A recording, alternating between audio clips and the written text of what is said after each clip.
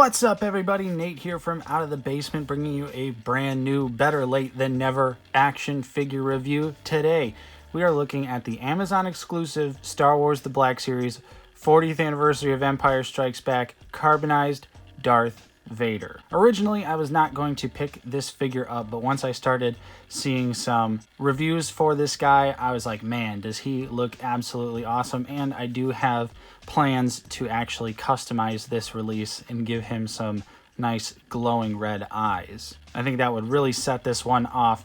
But we're going to also be taking a quick comparison look between him and the standard release of Vader, so we could see exactly what is different between the two. I'm mostly suspecting that it's just going to be the paint apps, of course, because this is the Empire version of Vader, which is a surprisingly new figure. If you haven't seen our review of the standard version, you should definitely check that out. So let's go ahead. We're going to take a quick look at the box here, and then we'll take a look at the figure itself. So you can see, just like my Wampa review, it is really hard to actually see the details of this box. It's like a cool, dark, bluish gray.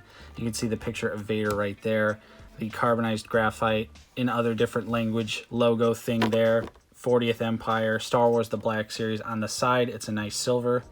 Heads up, everybody. Exclusive, of course, because it's from Amazon. Then you have the bio for Darth Vader as well, with the nice picture of him, so you can pause it and read it there. On the bottom, there's not a whole lot. On the top, not a whole lot either.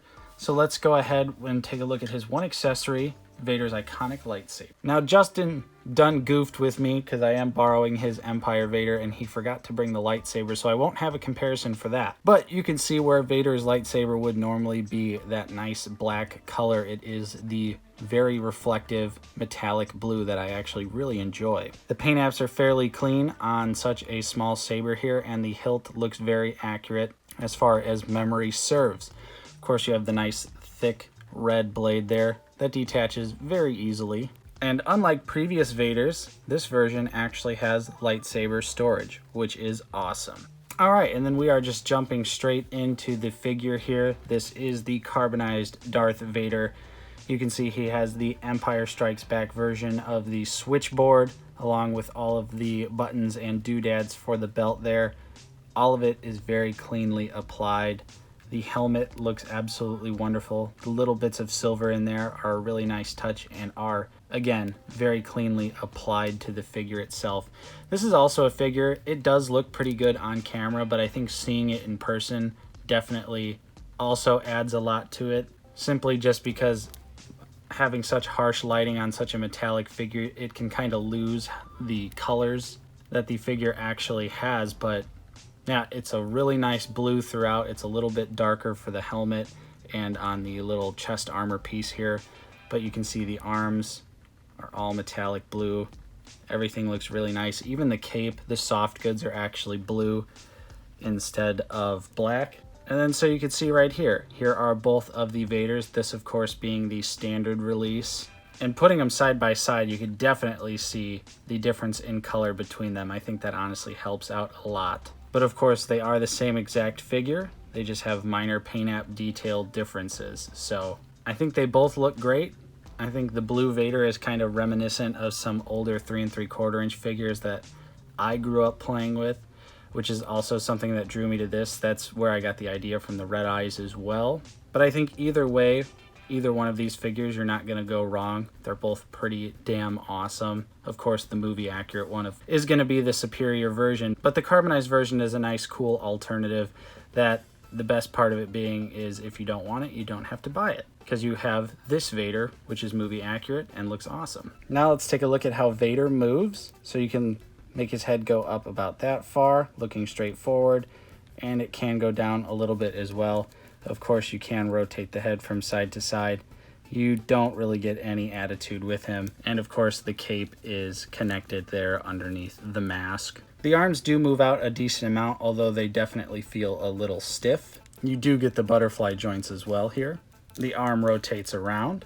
Single jointed elbow that gives you more than 90 degrees, which is awesome. Of course, you get swivel at the elbow as well. Swivel at the wrist, and unfortunately, horizontal hinges for both hands, which makes sense for the other hand, but come on. I feel like this Vader could have been absolutely perfect had it just had the vertical hinge for his lightsaber wielding hand. As far as the ab crunch goes, That's what you get forward.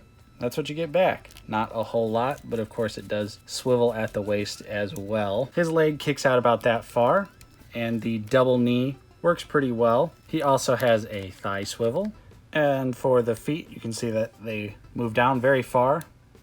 Move up, not too much at all, just a little bit. But of course, he does have ankle pivot. So this Vader is almost the perfect 6-inch scale Darth Vader in my opinion. And of course, I'm meaning that about the body. Of course, carbonized versus standard, I would go standard all day. But I think if they had just fixed this wrist and made it vertical, we would have had some really great articulation. The addition of the butterfly joints also really helps this figure out. And he does have quite a bit of new sculpting from the waist up. So that is really awesome. Now I'm going to put him back here and we will take a look at some comparisons. All right, and here he is with the A New Hope 40th Anniversary Vader and the Emperor's Wrath Darth Vader. I cannot wait to get an updated version of the Return of the Jedi Vader in the future. Then with the Empire Strikes Back normal version of Vader and a Snowtrooper. Then we've got Bespin Luke and Boba Fett, and I actually really do like the scale difference between Luke and Vader. Really makes Vader look super imposing. Then with Tarkin and the Emperor, the 2020 Stormtrooper and Din Djarin, and last but not least, the Mafex First Order Stormtrooper and the SH Figuarts Tank Pilot.